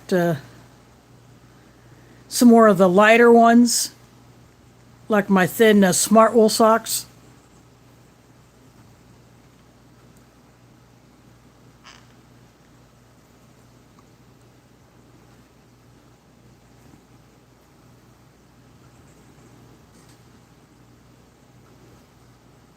But that will happen when it happens.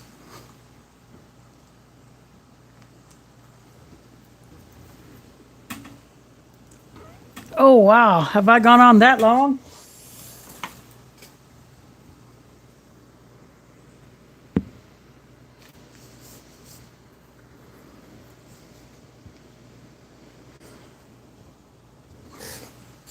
Yep, almost 2 hours. Yep.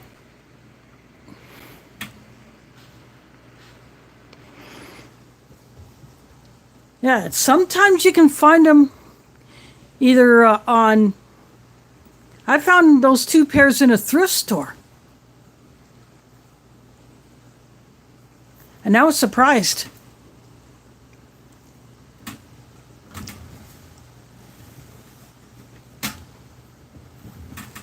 But anyway, I think I'm going to go ahead and get out of here. Hand this thing off to YouTube to process. Finish off this and clean up my mess.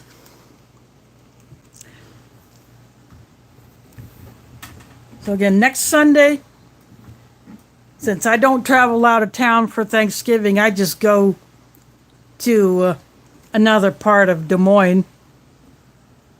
I'm not one of those who has to go several hundred miles just to go eat turkey. Because most of my relatives are here. But anyway, so next Sunday I will do a Minotaur Arctic field ration. So later on I will post up what that one is. And it's going to be a good one. I'm pretty sure of it. Knowing the kinds of stuff that they produce. Yeah, it's going to be a good one. So again, thanks to Foreign MRE, Art and Nina for dropping that super chat earlier. So